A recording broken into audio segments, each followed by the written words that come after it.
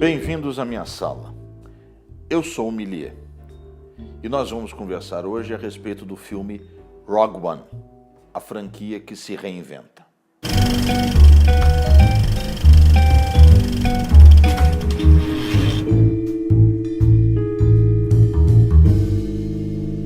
Com a venda da franquia para os estúdios Disney, os executivos do estúdio tiveram que diversificar um pouco o portfólio da franquia do Star Wars. Assim, eles resolveram fazer uma experimentação em um filme que seja independente, que gravite em torno da sequência da saga, que explique algumas coisas ou não explique. Vai chegar um momento em que eles vão fazer uns filmes que são efetivamente independentes, mas neste universo de fantasia. Vem com o tempo.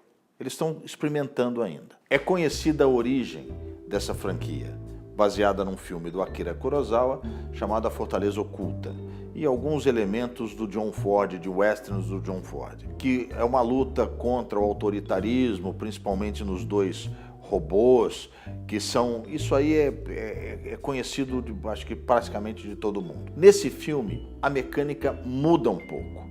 Ele tem uma pegada muito mais de western do que propriamente de um filme de ficção científica, com um elemento novo. Então, se a gente pegar a mecânica do filme, ele começa de um modo extremamente parecido com Bastardos Inglórios, que é um filme que é baseado em filmes do Sergio Leone, por um punhado de dólares, uns dólares a mais, a trilogia dos dólares, que por sua vez é baseado, de novo, no Akira Kurosawa, no filme chamado Yojimbo. A par dessa colocação, a gente tem uma amarração do enredo em relação ao episódio 4, da questão da Estrela da Morte, mas tem um elemento que foi colocado, de novo, voltando aos filmes japoneses, o Samurai Cego. O Zaitoshi, que é o Samurai Cego, é seguramente o seriado mais longevo que teve no Japão. Foi da década de 60 até o início da década de 80. O seriado. E você pode computar que tem aproximadamente uns 20 filmes. A história é extremamente simples. Busca dar uma sustentação ao episódio 4, a questão do Estrela da Morte, dos planos da Estrela da Morte. E você tem cenas que são muito mais elaboradas do que foi feito em 77, baseado sempre em CG. Existem algumas coisas que não levam em consideração a esperteza do espectador. O fato de você recriar personagens graficamente é uma coisa que acaba destoando e quebra um pouco o filme, a expectativa e inclusive um raciocínio que leve além do próprio espectador. Não é necessário mostrar o rosto da princesa Leia. Eu a vendo por trás, eu já sei quem ela é. E sei todo o encadeamento que vai acontecer. Deixa isso comigo, espectador. Eu monto a coisa na minha cabeça. Eu não preciso que me entreguem uma coisa pronta. A mesma questão do Peter Cushing, que morreu faz coisa de uns 10 anos, mas ele era o grande comandante da Estrela da Morte. Não era necessário isso. Quem lembra dele? E mesmo que lembre, tanto faz. Ninguém recriou o Dumbledore digitalmente quando Richard Harris morreu. Deram o papel para um outro ator. Qual é o problema disso? Não tem problema.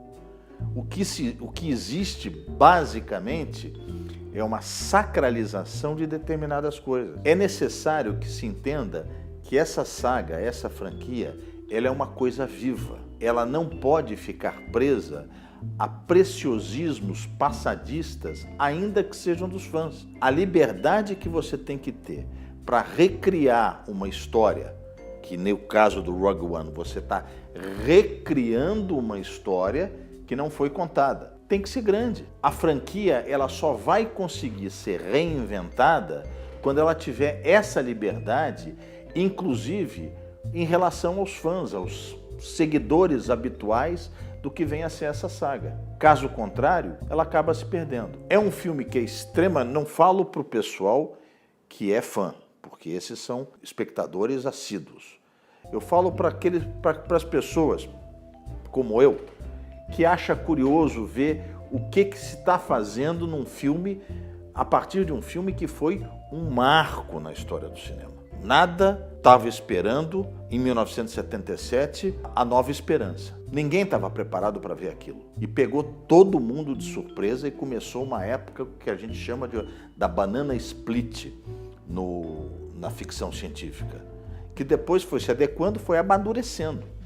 A mesma coisa vai acontecer com essa história. A gente tem que trabalhar visando o público fiel e, do ponto de vista de negócio, você ampliar esse leque um pouco. A gente não pode ser tão sectário do ponto de achar que essa franquia é igual a Harry Potter. Não é, porque ela não existe, ela está sendo criada a cada momento. E tem que ser levado em consideração que essa criação parte de um princípio que é uma liberdade independente da paixão dos fãs.